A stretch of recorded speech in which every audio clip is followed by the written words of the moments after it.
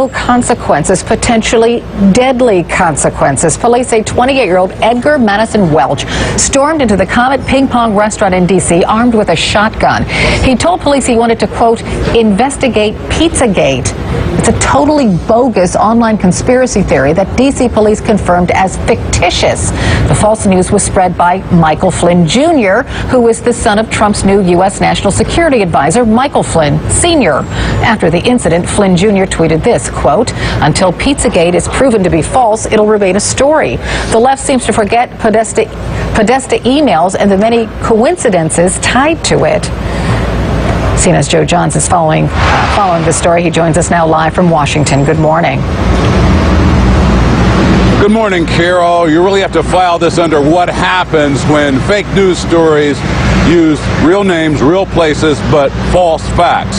So 28-year-old Edgar Madison Welch came here to this location, Comet Ping Pong, with a rifle, apparently fired it. Police took him into custody. He was charged with assault with a dangerous weapon. No one was injured because the people saw the gun and started running away. When police took him and sat him down and asked him what happened, he said he was here essentially to take a look, to self-investigate, if you will, Pizzagate, which they call a fictitious online conspiracy theory, a theory that involves the restaurant and claims that Hillary Clinton and her campaign manager, John Podesta, were involved in a child sex ring, which all of that certainly is false. Now, as I said, arrested and charged, the investigation continues. It also happens to be something this restaurant and its owner and its employees have been dealing with for weeks and weeks. In fact, there have been death threats. The owner issued a statement just yesterday which says, in part, that they are not going to let this run them out of business.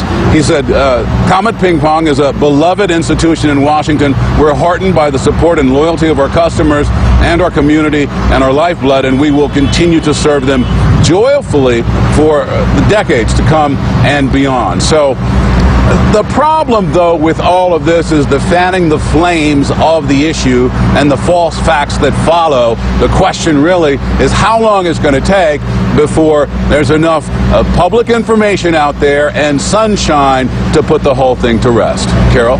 All right, Joe Johns reporting live from Washington. Thank you.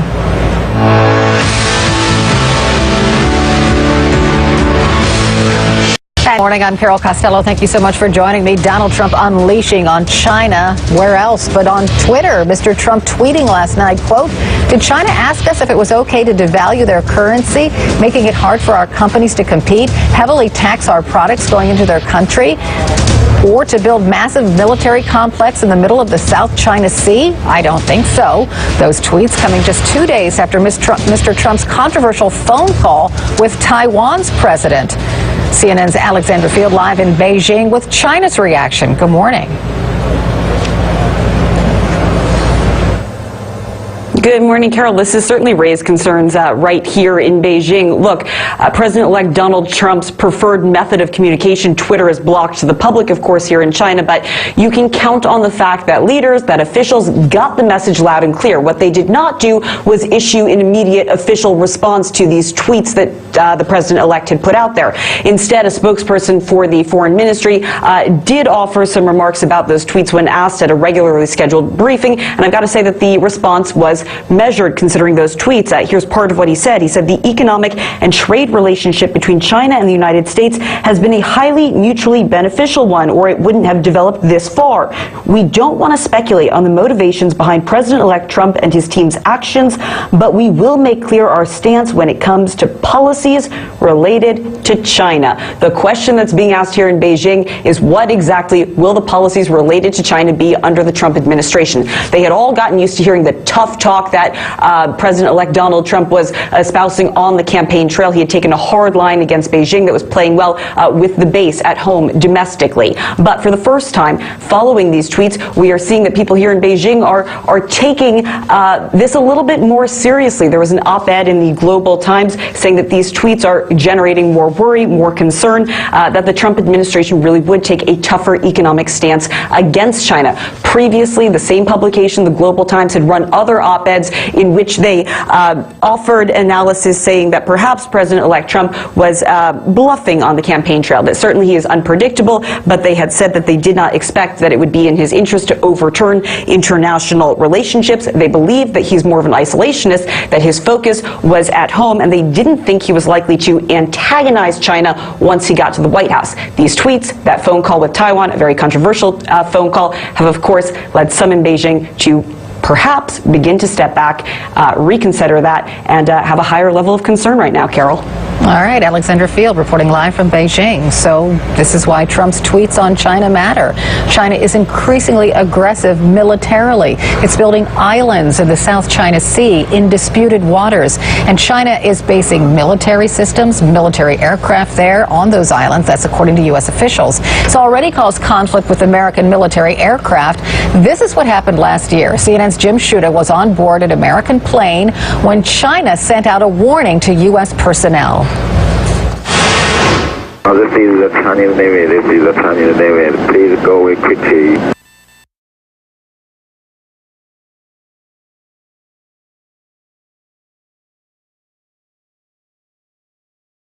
Saying Chinese diplomats have been used to American presidential candidates going anti-China on the campaign trail. That's a natural message. It appeals to the base, etc. But once you're elected, as President-elect Donald Trump has been, then you're in a position to actually change policy. So their ears are perking up to these statements now, because in those statements, granted they're coming out on Twitter, they seem to indicate not just a minor tweak in U.S. policy towards China, but a major readjustment, a much more hostile outlet towards China. And let's be clear, China today is, by its own right, increasingly hostile in some ways, building and militarizing those islands that we flew over in the South China Sea, more nationalistic. If there was a time when making antagonistic comments from a U.S. president mattered, it would be right now. And that's why this is extremely concerning. Here's the thing. Like, Donald Trump ran on Make America Great Again, and he's going to rebuild respect in the world for the United States. He ran on a more muscular foreign policy. So his supporters are asking, why is this bad? We're finally standing up to China, a country that's frankly hurt America right in the economics. Well, you could say hurt America. The truth is, and trust me, I'm not advocating for China or for anything, except that this is a mutual economic relationship, that there's enormous trade in both directions, right? Now, there are trade disputes. There is no question. Currency manipulation is one that the Obama administration complained about for a number of years as well. The question is,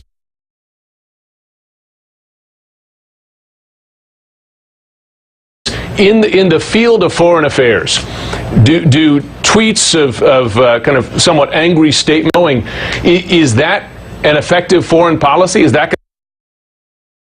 going to move China? Or is it, and this is something you'll hear from Democrat and Republican China diplomats and officials, etc., is this kind of statement going to change China's position towards the U.S. to the positive? That's a question. Or is it going to antagonize further? We'll have to watch it. But in the course of human history, have those kinds of antagonistic statements moved nations that are powerful in their own right and have their own nationalistic axis to grind? That's the question. We'll have to place a diplomatic bet on how that changes things. It might feel good for all involved. Does it change things for the positive? We'll have to watch. Jim Sciutto, many thanks. Thank you. Coming up in the newsroom, a lone holdout and a near mistrial. Will the jury be able to return a verdict in the Walter Scott murder case? That's next.